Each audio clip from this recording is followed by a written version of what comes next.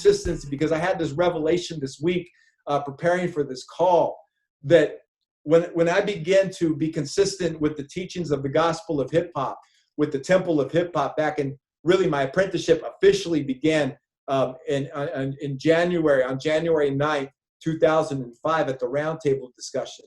Although I had been studying the words of the teacher through music and through what I could find on the internet for many years before that, my official apprenticeship, when I arrived at the actual Temple of Hip Hop building on January 9th, 2005, and I started to begin putting these teachings into my life, and I started being consistent with God and the nature of hip hop. And I began to become hip to my hop. You know, I become aware of the movement that I was participating in. And as my inner self began to be hip to its hop, my outer environment had to then become hip to what I was hopping. My outer environment had to become aware of my own movements. And anything in my outer environment that was not hip to my hop began hopping its way, began vibrating out of my environment, literally at a rapid rate. Things began to start happening really quick. My home was gone, my cars were gone, my family, my money, all these things. And it can be a scary process if you don't know the metaphysics of it. When spirit is changing you to be inconsistent with the world and to be consistent with hip hop and to be consistent with our God, you're going to be vibrating at a different way. It's like your cells and your frequency is hipping and hopping inside. And then your outer environment was going to need to be hipping and hopping. Your outer environment is going to be needing to be hipping and hopping with what your inner environment is hipping and hopping to. It says we're being hip. We're having knowledge of God's hop, God's movement in our lives. Those things that are not hip to our hop, that are not hip to God's hop in our outer environment, begin vibrating right out of it. And it's very important to know this, that those things have to do, it's a process that has to happen. Not everybody has to lose their home and their cars and their family. That was just my extreme example. That was just the situation that I was in. But best believe, and I will guarantee that when you set these into motion, there will be people in your life today that won't be there tomorrow. And that's okay. There will be material items in your life that are there today that may not be there tomorrow. And there will be new people in your life there tomorrow that aren't here today. There will be new circumstances in your life tomorrow that are not here today. New places that you live. I've lived in better houses now since then. I've had a better car since then. I've experienced a better life though. It's not about what we have. It's not about what we can accumulate in life. It's about our character and what we develop. And that's what the teachings of the gospel of hip hop are about. It's the development of the hip hop character in our lives. And our character is very contradictory to a lot of what is going on in the world, even offensive to what the rest of the world is looking at.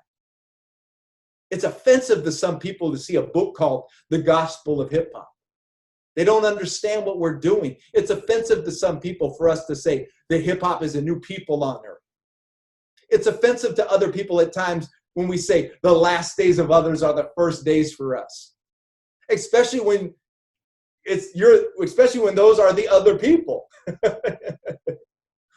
Imagine how offensive this must be right now to the New World Order. The true world order is so offensive because the true world order, hip hop, contradicts the New World Order. And God is contradicting the New World Order right now. This was their big plan. I've been studying I realize I've been studying the so-called New World Order for 34 years nonstop. And what I've realized is this is their plan. This is their plan to get everybody afraid, to put microchips in them, to do all of these things. They're revealing their plans in front of us, and it's not working. They are falling before our very eyes. This is why it's so important for us to know who we are, because the last days of others are the first days for us. And as these are the first days for us, and these are the first days for our new nation, we are hipping and hopping at such a rapid rate that literally our consciousness is hipping and hopping the New World Order right out of existence. That's what's happening. It's the miracle of God. God is contradicting the New World Order. People are waking up to a reality right now that they didn't even know exists. The Spirit is alive and waking up in people. The world isn't dying right now. The world is coming back to life.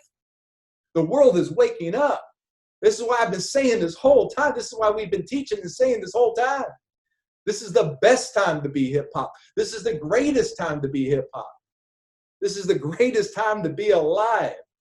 We are not only witnessing, but we are participating in the rebirth of the true world order, of the new nation, of our own city, Hip-Hopia, in our lifetime.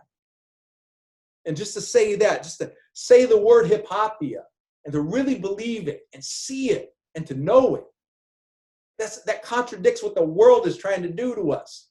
That contradicts the programming, the colonization. That contradicts all the psychological warfare that's being waged right now. The actual chemical warfare, the releasing of a pathogen that's been released into the world is failing. And you got to see that. They are failing right now at what they are doing. And God is real and God is succeeding. God is giving us victory over the streets, the temptations, the traps, and the obstacles of the world. So know that, Hip-Hoppa. We are divine. We are special. You are special. You are the miracle. You are the answered prayer in other people's lives. Stand tall. Be proud of that. Be proud of your God for rescuing you. We should thank God every day for rescuing us. And we should, and as ministers and as teachers and as templists and as awakened and attuned hip-hoppers, let us be aware that God is the miracle that is saving us and that it is our desire to be more like God, to match the character of God. And what a wonderful gift that God has given us through hip-hop to match that character, that divine character of God. Get to work, hip-hop. Fulfill your purpose. And now is the time. Now is the time. And we are the people.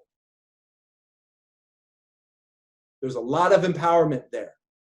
Go back and read this chapter again this week. That's the homework. Read the entire seasons again this week.